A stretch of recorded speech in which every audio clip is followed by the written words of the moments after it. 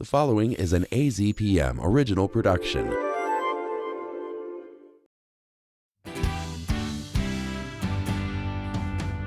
Welcome to The Buzz. I'm Christopher Conover.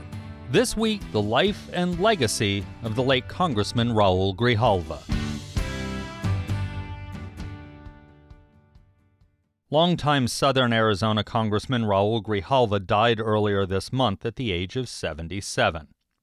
Grijalva, a Democrat, was a towering figure in Arizona politics, known for his steadfast advocacy for immigration, environment, and tribal concerns in Congress. Known to not shy away, Grijalva was arrested twice as a congressman. First in 2013 at an immigration rights rally at the U.S. Capitol, and again in 2017 outside Trump Tower in New York, protesting the cancellation of protections for DACA recipients. But his legacy extends far beyond Washington, D.C. Grijalva's political journey began in 1972 with an unsuccessful campaign for the Tucson Unified School District Board. But that didn't stop him. After mellowing his hard-left stance and stepping away from the Raza Unida party, he would eventually win a TUSD seat, then get elected to the Pima County Board of Supervisors. The halls of Congress were next, where he dominated progressive spaces for more than 2 decades.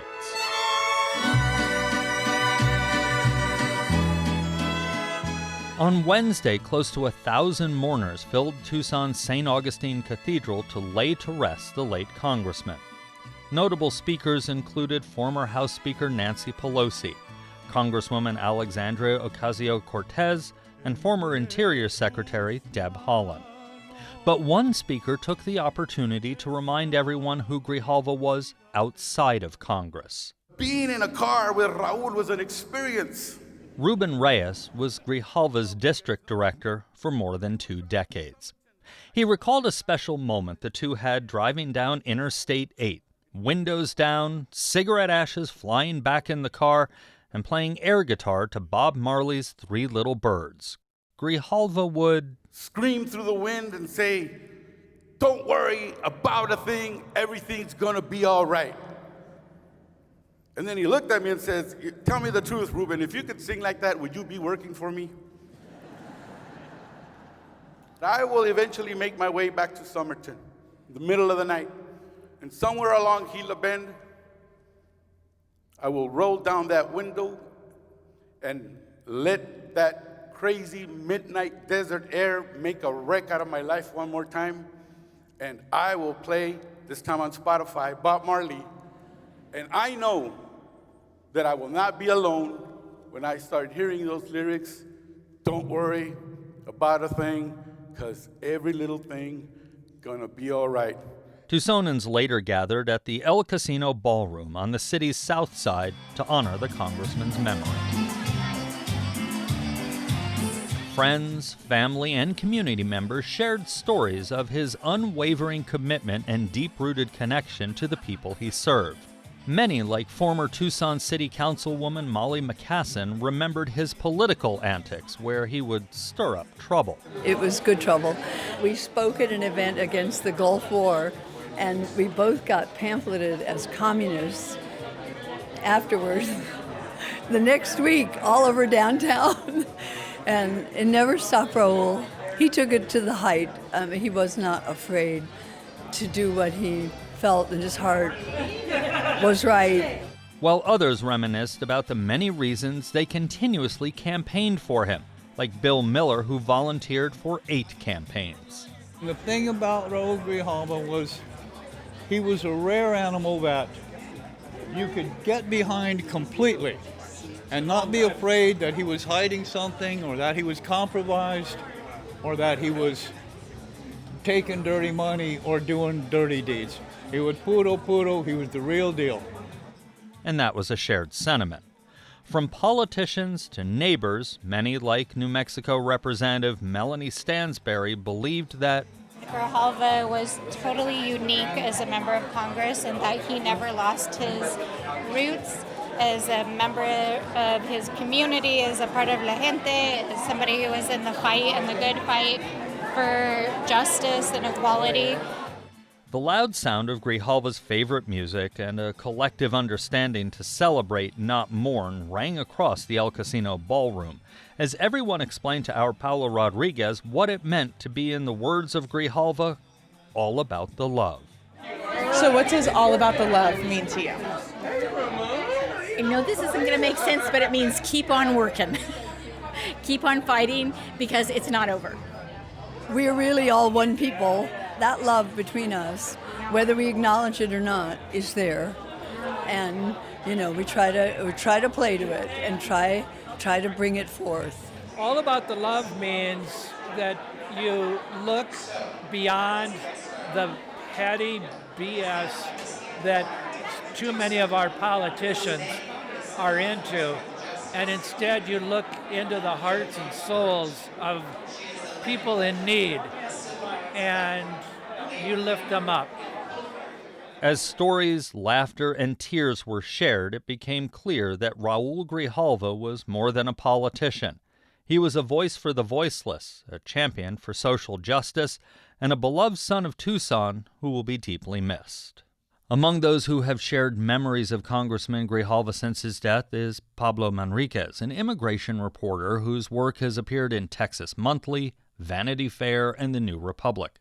He's currently the editor of the online news publication Migrant Insider, where he published a piece entitled Raúl Grijalva, the Dishwasher's Congressman. In it, he shares how Grijalva moved differently from other politicians. He joins us now. Pablo, welcome. Thank you. Thank you so much for having me. So we heard a little bit from the podcast of you explaining how Congressman Grijalva was a little bit different. He learned your name. He learned the names of others. He talked with you. You're in D.C. and have been in D.C. on and off for years. Why is that so different? Well, it was different because I met Grijalva when I first started out in D.C. Nobody knew my name. I was just trying to get by, and the first jobs that became available to me were in the service industry. So it was sort of like a humbling moment for me to a degree. I had graduated from the University of Notre Dame with a political science degree, and yet there I was washing dishes.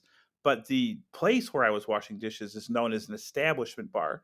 And in Washington, what that means is that it's a bar that has sort of the institution of Washington kind of flows through it. And in Tune In particular, it's a place where everything has always been off the record. If you go into Tune In with your press pass on, for example, the bartender will literally physically take it and put it into your shirt. This was where Raúl Grijalva used to hold court.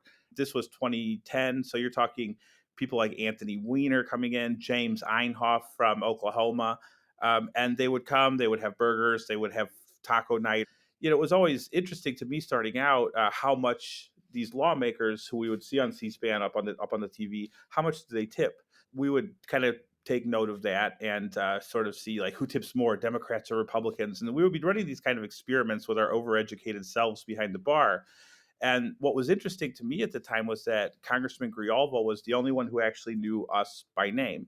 To everyone else, we were just the position that we worked, waiter, a bartender, a dishwasher, whatever.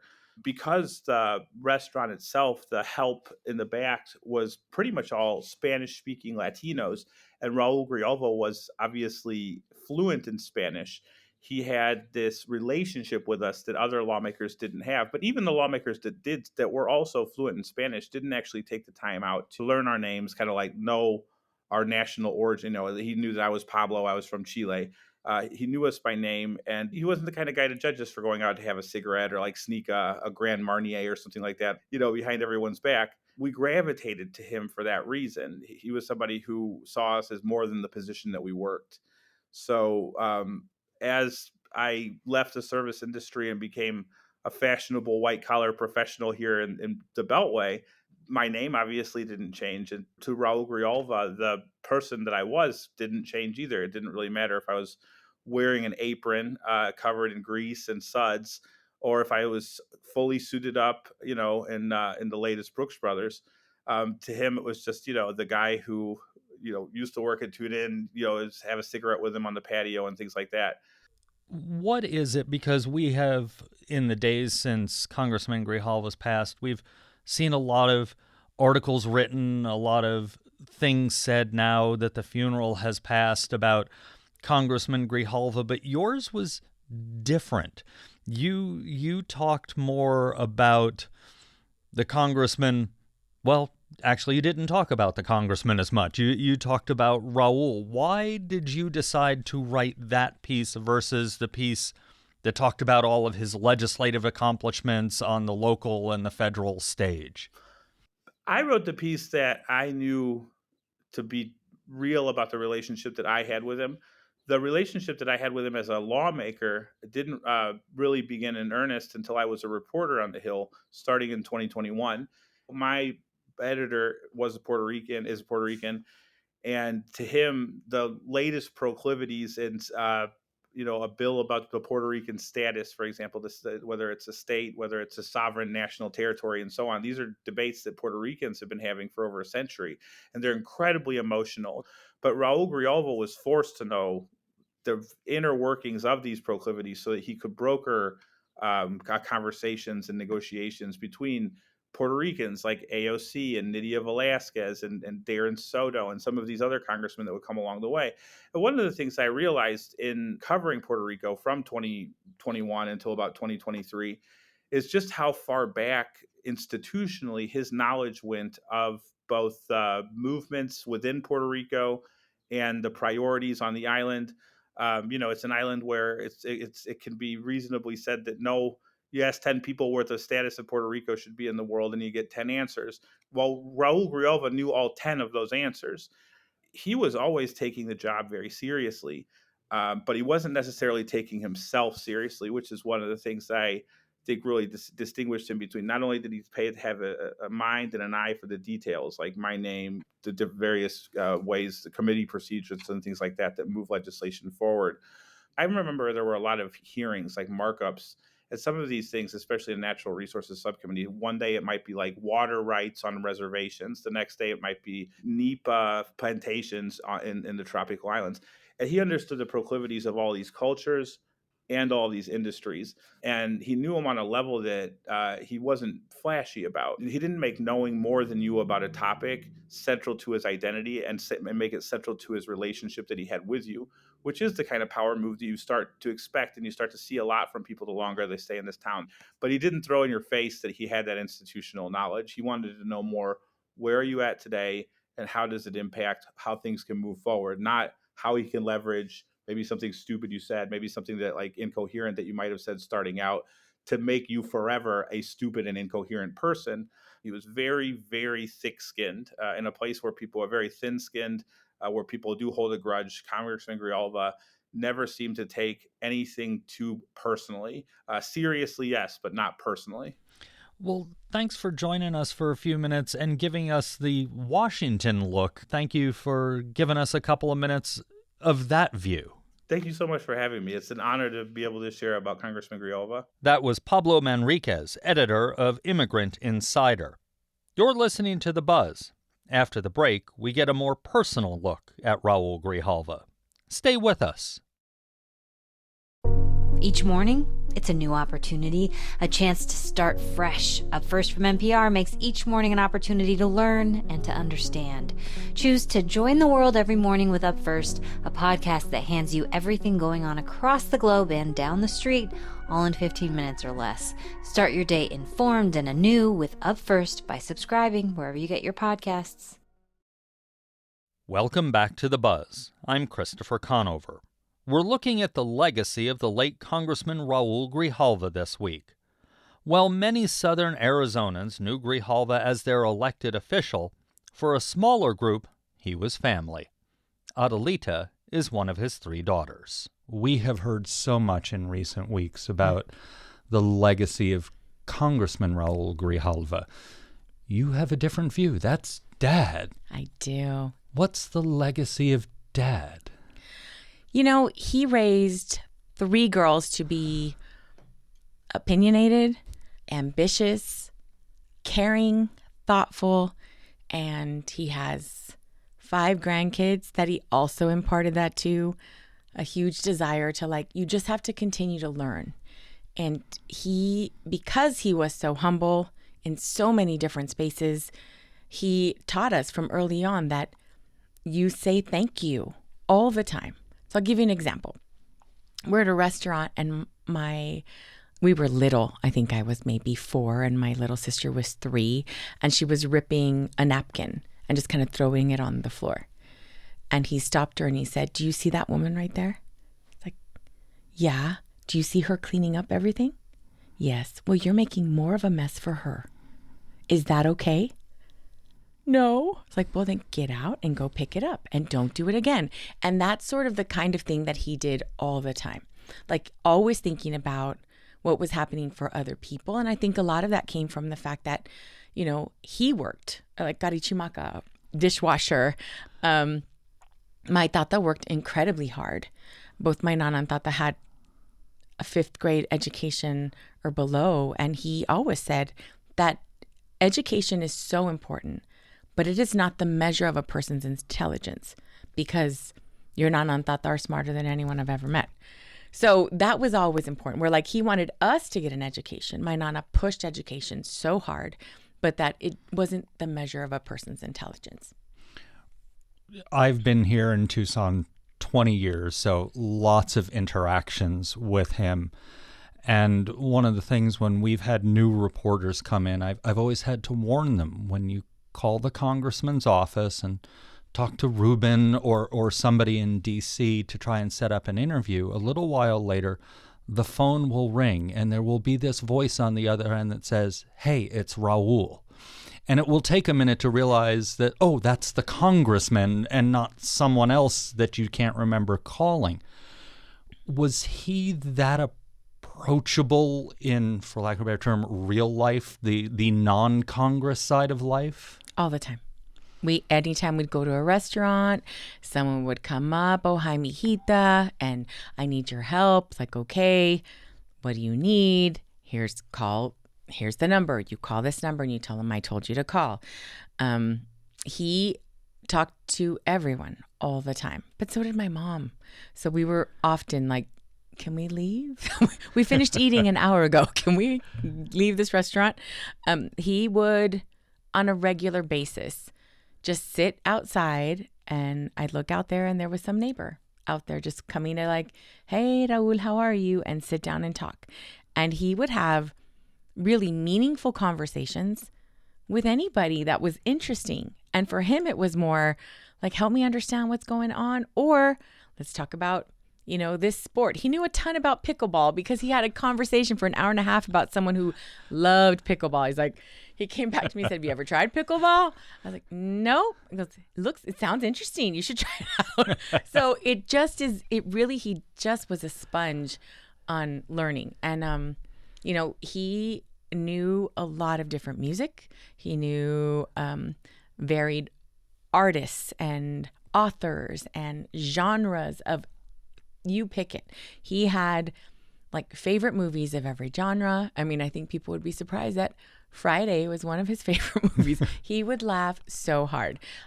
He knew a lot about Madonna and R&B, 80s R&B and Elvis, because one of the 3 of us was interested. And so he's like, "All right, let me listen and see." He never made us feel like we were silly for liking what we liked. It was always, "Well, tell me about it. Let me listen to it. Let me hear it."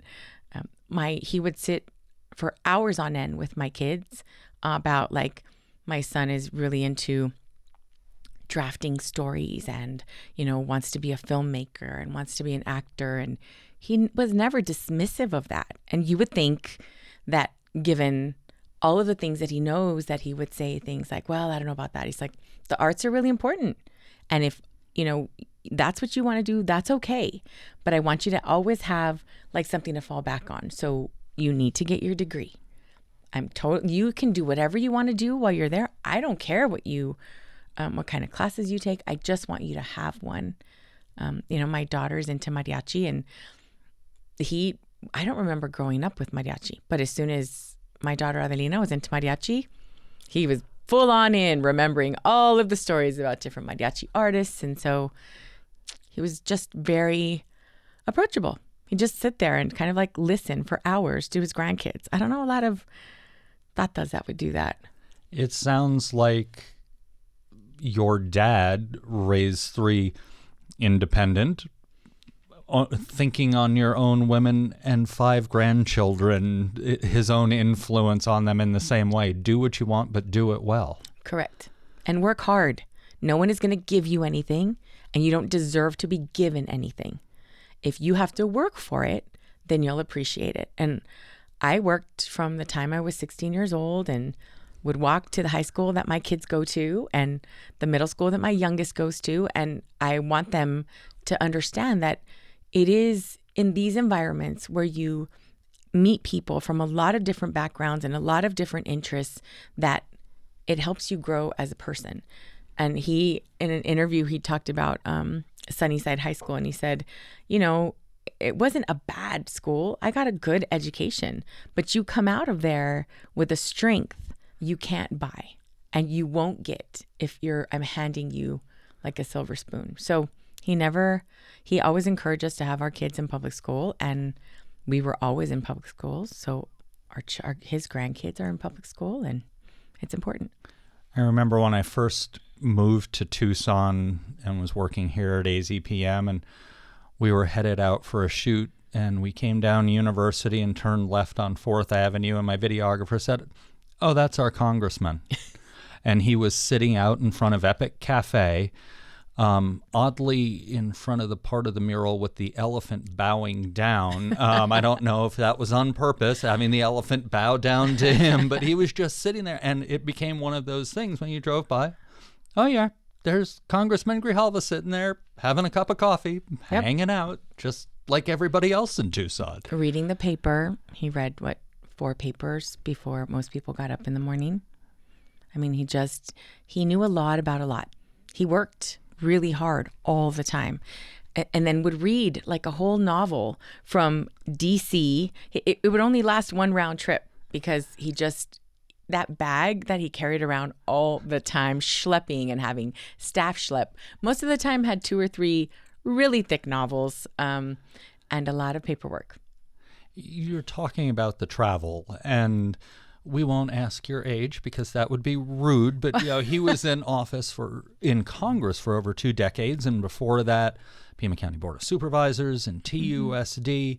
Those are busy jobs. What was it like growing up with someone who, especially once he got to Congress, traveling back and forth and doing all of that? Well, he would always prioritize getting together with us as soon as he got into town.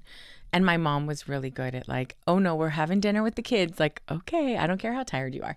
And, it was funny because in DC, he didn't drive. You get an Uber, someone picks you up. And here, my mom would say, oh no, you're driving. And you're going to get out and pump gas. He didn't get a lot of coddling from any of us, and especially not my mom, because it's like, you can't forget how to do these things just because you don't do them in DC. He would try to come down at least every other weekend and get quality time with all of us. And my kids would, clamor to spend the night at Yaya and Tata's house because Tata's home, and he would bring them just tons of goodies like junk food and toys, and would always walk around with a little bit of cash for every kid. He loved them. His job was to spoil them. Oh, for sure. His girls, maybe not, but no, we didn't get that part. But he also had some really tough conversations with especially my kids. When they were not doing as well in school or something, I would run and tattle because I remember that was a very effective tool that they used against me. So they would tell my Nana and Tata if I was doing something, she got a B on this, paper, and it would motivate me. And so I thought it was important for them to be able to, you explain to Tata what's going on. They're like, no, I don't want to. I know my grandfather was very influential, and all the kids, we are all definitely adults now, well, at least age-wise, and we still talk about the lessons we learned from our grandfather. So, yeah, those are lifelong lessons. Is there a favorite Raúl Grijalva story that really gives the essence of who he was, who maybe we as Tucsonans didn't know? Each of my kids, their every single one of them. And I can say that for my sister's kids too. The first curse words they ever learned were from Tata. He would just say them and not think about it. And so you'd have these little tiny people like saying things that I'm like, we're in public. You can't say that S word out here. Why? And then, little kids, as soon as they know that you're not supposed to, it's great. Me and my daughter, she was 3, I think. We went to DC, and it was the first time that she was able to walk onto the floor. And I could go with her because she was too little. And there were going to be votes. And so she's sitting there and she would watch. My mom would always have my dad on. So like if it was in a committee or it's like, there's Tata. And so my daughter was fascinated with Nancy Pelosi, just loved her. She would come out in the red jacket and just loved her. So it was a time when my dad and, Speaker Pelosi at the time were not seeing eye to eye on a specific issue. And my daughter was standing up on one of the pews and looked out and said, it's Nancy Pelosi. She had a cute little accent. No, it's Nancy Pelosi. And I was like, Dad, she wants to go meet Nancy Pelosi. He's like, okay, fine. So you could see her little legs like flapping because he's walking at a normal pace and she like has these little legs. And he says, Speaker Pelosi, this is my granddaughter would like to meet you. So she turns around assuming there'll be someone like eye level and it's like this little person.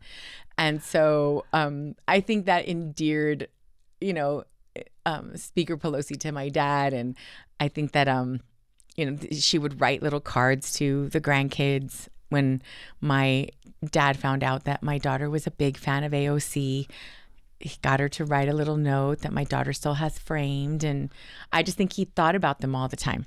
When my daughter and I first, we just met Representative Ocasio-Cortez in person.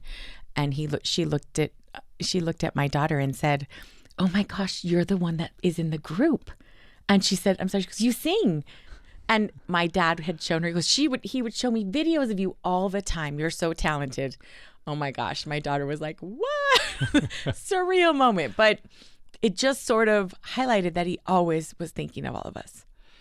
Those lessons from grandparents that we remember, was it a difficult lesson for you as a parent when he was arrested, both at the Capitol and then again at Trump Tower? Was that... We were so proud. I was so proud of him. And they were too. They were worried. They were like, is he in the back somewhere? And I'm like, I think we sort of planned this. I just was letting them know. But they were very worried. And so I said, when this happened, because he'd called us and told us it was going to happen, I said, when it happens, right after, you need to call as soon as you're able to let the kids know you're okay. Because, my one son was praying and the others were super worried and they were just upset. But I was so proud. As a daughter, it's like, there's so many moments that I'm proud of, and that is one of the top ones. That was Congressman Raúl Grijalva's daughter, Adelita. And that's the buzz for this week.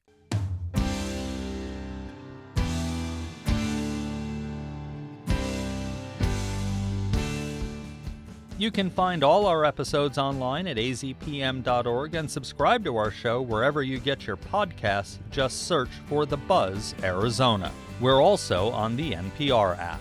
Paula Rodriguez is our producer with production help from Zach Ziegler. Our music is by Enter the Haggis. I'm Christopher Conover. Thanks for listening.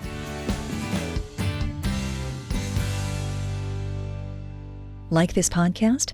Your support makes AZPM original productions like this one possible. Donate at azpm.org/give.